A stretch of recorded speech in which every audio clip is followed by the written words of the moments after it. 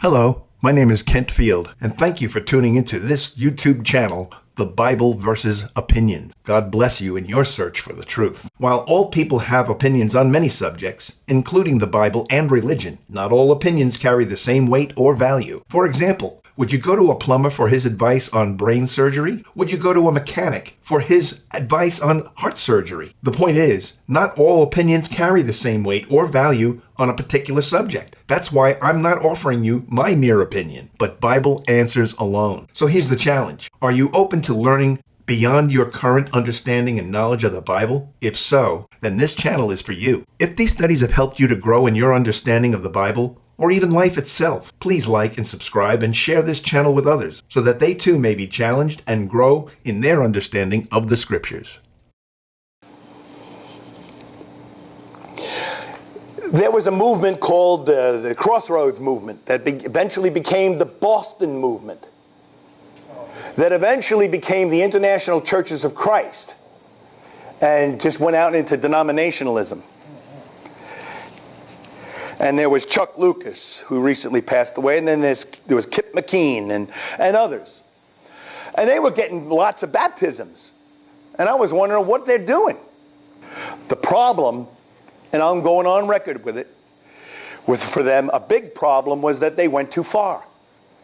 And they started to say things like, and act like, if you didn't follow exactly what they were saying about their rules and regulations concerning dating, and whether or not you had to double date and you could never go out on a single date with your date, and other things like that. That may be good advice for young people that may be tempted. You should go out with another couple that you may not get into trouble. But to demand that of people and to say, and unless you do it this way, you're not a Christian. And unless one of our people baptize you, then you're not really baptized. The Bible doesn't teach that. The Bible teaches what you understand about baptism, and what you're doing at baptism is what's critical, not who's doing it. Or what do you do with the first people at Pentecost when they were baptizing one another like the apostles? Didn't the apostles have to be baptized Christ's baptism after his resurrection, after his crucifixion, just like everybody else? So can't two people study the Bible somewhere and understand, we need to get baptized, and one baptize the other because they're obeying Christ through the Word? Can't they do that? Well, theoretically. Well, that's all I need. Because that's the way it happened again in the so-called, it's the Campbell movement, and some other people that have studied their way into baptism.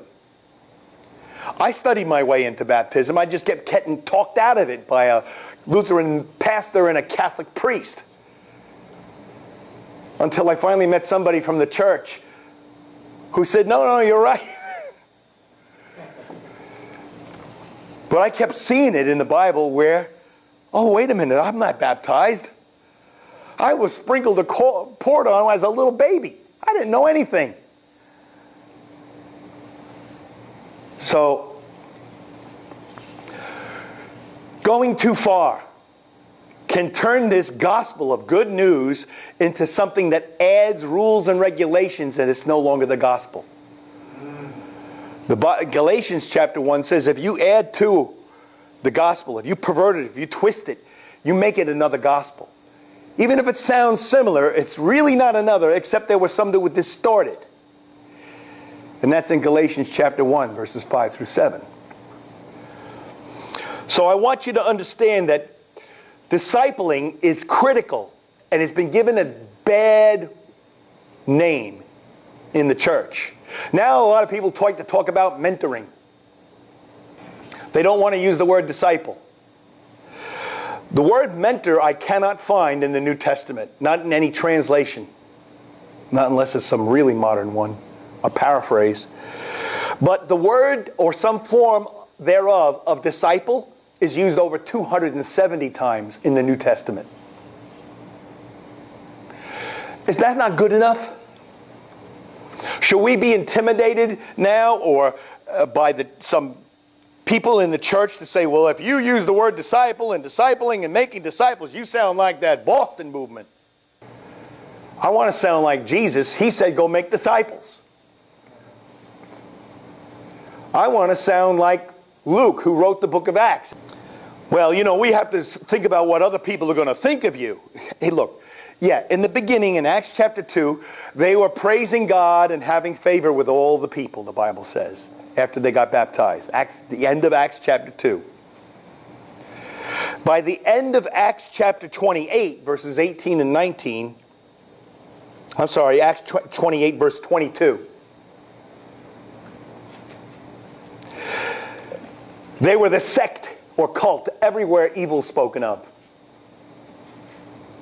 So when I first read that, I was proud to be a cult member.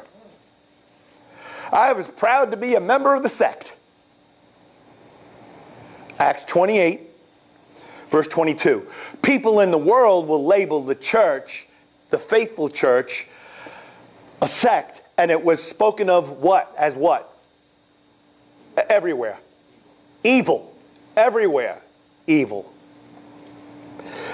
So just because somebody's got a bad rep doesn't mean that it's a bad rep from God. Okay? Thanks for being a part of that study segment. I promise you that, Lord willing, there's more to come. With the understanding that the mind can only absorb what the seat can endure, many of these studies have been broken up into a series of bite-sized segments. So be sure to look for the next segment in each Bible study subject, so you won't miss out on any important information. Please like and subscribe if you feel that this lesson's helped you, and God bless you in your search for truth.